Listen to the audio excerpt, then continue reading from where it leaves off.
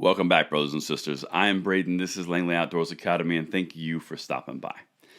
All right, guys, tonight's video I am excited to bring to you because this is starting to show that we're starting to see something start on a national level. This is incredibly important. If you did not watch our video last night, watch it.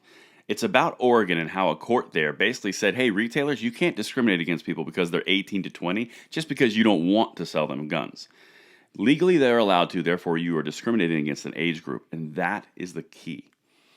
Across the entire nation, we are starting to see judicial court cases that are being led by the 18-year-olds, the 19-year-olds, the 20-year-olds, and they are overturning age-old decisions that people are not used to seeing overturned. This is starting to become something. In fact, if you look at who's buying all the guns, you've got minorities and women buying for the first time, buying a large share of the first-time gun buyers. Something's happening underneath the surface here, guys, and this is important to note, and we need to water this freedom seed because it is taking root. Now, make sure you watched that video yesterday, but now let's dive in, and I'm going to tie two cases together that's really important to show you how the youth is leading a revolution and a reclamation of their rights. This is big news, and you're not going to hear it anywhere else because this is something I've been watching for a minute. Check this out. Okay, so everything is always linked in the description, and I want to know what you think. But here's what the federal law is. Federal law is you cannot buy a handgun if you are under 21 in the United States. That's just the federal law. Now, different states have different rules for shotguns and rifles, long guns, what they call them. Okay. Oregon specifically got called on the carpet because they could legally sell shotguns and rifles to individuals 18 to 20, but they just simply weren't doing it in some stores, which is why they got sued. Well, the Oregon State Appeal Court basically said you can't do that, and it sent it back, right? So now, the only other step for Oregon is to go to the Supreme Court of Oregon, which then goes to the next level in the federal system. But this is the important piece. Look what happened, if you guys will recall, in July. Fourth Circuit strikes down law barring gun sales to adults under 21. So that's that 18 to 20-year-old demographic. We covered that a lot.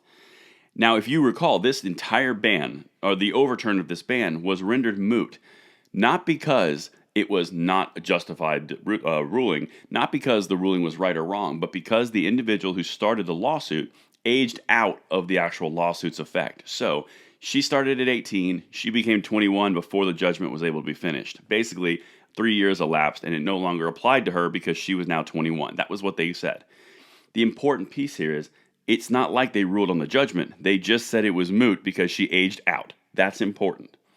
Then you dovetail this in with the Oregon situation that we're talking about, where you have an 18-year-old who has sued retail organizations because they're denying her rights that are guaranteed in the Bill of Rights, and they're winning. Both of these cases have won this year. That is massive. This is something that is going into an underground movement that no one is really reporting on yet. They're saying, oh, a lot of African-American women are buying guns. They're saying, ooh, a lot of guns are being sold. But they're not tying all these things together. When you look at everything that's happening between the judicial court cases that are breaking for the Second Amendment, when you look at the Supreme Court cases that are going to hopefully be breaking for the Second Amendment, the left is acting like they're going to lose, and then you've got the increase of guns in minority and female groups that traditionally have not bought guns before. You're not just seeing a panic scare and a panic buy. This is something that's happening on a cultural movement. And all throughout history, the people who are the younger demographic are the ones that lead revolutions. And in this case, they are leading a reclamation of their rights. The 18 to the 20-year-old bracket is actually making more impact than a lot of the older generations. They have less to risk. They're not going to put up with crap. And they want their rights back. And that's important. And as the older generation, I'm in my 30s. I know a lot of you guys are in 30s plus. We need to support these guys because they need the rights that we had the rights to. And that's why I'm covering this. The things that we cover on this channel are all the underpinnings, and the more you see little tiny flags going up all over the nation, pretty soon it becomes a mosaic of flags, and you go, wait a minute, there's something happening. And that's the beginning of this. It's crucial that you've got cases in Oregon siding on the side of 18 to 20-year-olds for gun rights, also in the Fourth Circuit, and we're going to the Supreme Court. These things are a big piece of what we're going to call the gun rights struggle of our generation, but we're making a difference. Don't ever underestimate yourself, and every single thing that you do matters towards the end goal of what we're trying to accomplish and pass the blessings of the Second Amendment along to the next generation for their turn to fight. Because these guys are never going away. The gun controllers are never going away, but we can keep them at bay if we know our history, we know our rights, and we fight for those rights. I will see you tomorrow. I hope you guys enjoyed.